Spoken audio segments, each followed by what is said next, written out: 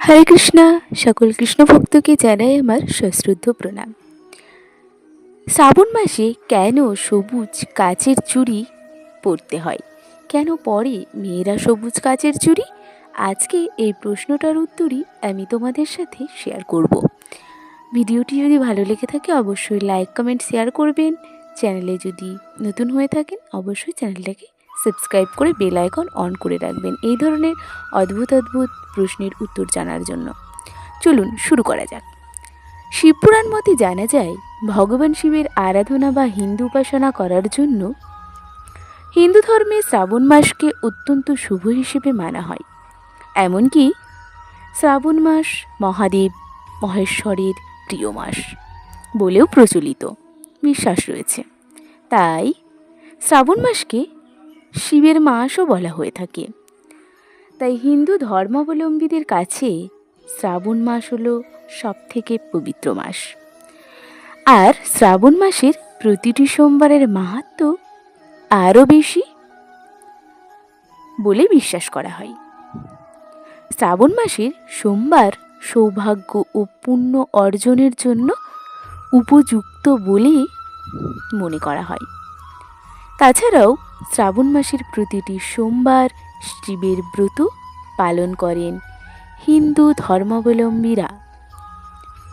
বলা হয় এই মাসের প্রত্যেক সোমবার মন দিয়ে শিবের আরাধনা করলে মনোবাঞ্ছা পূরণ হয়, তবে নিয়ম মেনে তা করতে হয়। মনে করা হয় এই সময় ভগবান শিবের প্রিয় জিনিস দিয়েই তার সেবা করলেই মনোবাঞ্ছা পূর্ণ হয়। শিবের প্রিয় জিনিসগুলো কি? প্রসঙ্গত ভগবান শিবের প্রিয় রং সবুজ, তাই এই মাসে অধিকাংশ মায়েরাও সবুজ বর্ণের কাচের চুড়ি ও সবুজ রঙের পোশাকে পরিধান করতে দেখা যায়। তবে সবুজ রঙের কাচের চুড়ি ও পোশাক পরিধান করলেও এই রঙের বস্ত্র ও অলংকার পরিধান করার পেছনে কি কারণ লুকিয়ে আছে তা কিন্তু অনেকেরই অজানা। বিভিন্ন পুরাণ মতে বলা হয়ে থাকে শ্রাবণ মাসকে ভগবান শিবের জন্মমাস হিসেবে উৎসর্গ করা হয়েছে। এই সময় চারিদিক বর্ষার জলে পুষ্ট হয়ে প্রকৃতি হয়ে ওঠে সবুজাভ, শস্য শ্যামলা। মহাদেব শঙ্করের আর এক নাম পশুপতি। পশু পাখিরা যেহেতু প্রকৃতিতে লালিত পালিত হয়, তাই পশুদের পাশাপাশি প্রকৃতিও দেবাদিদেবের খুব কাছের, খুব প্রিয়। আর এই প্রকৃতি সতেজ ও পূর্ণ অবস্থায় সর্বদা সবুজ বর্ণ ধারণ করে। এই সবুজ রঙই বিশুদ্ধতা, সতেজতা ও পবিত্রতার প্রতীক।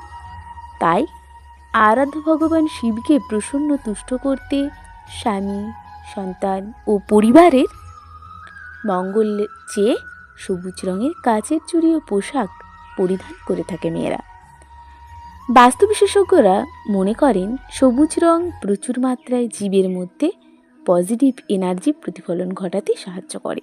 তাই মানসিক ভারসাম্যহীনতা বা মানসিক অসুখ অশান্তি হলে ডাক্তারেরা পাহাড়ে ঘুরে আসতে পরামর্শ দিয়ে থাকেন, কেননা পাহাড়ে অধিক মাত্রায় সবুজ পরিবেশ বিরাজ করে যা মনকে শান্ত শীতল করে রাখে। ধন্যবাদ।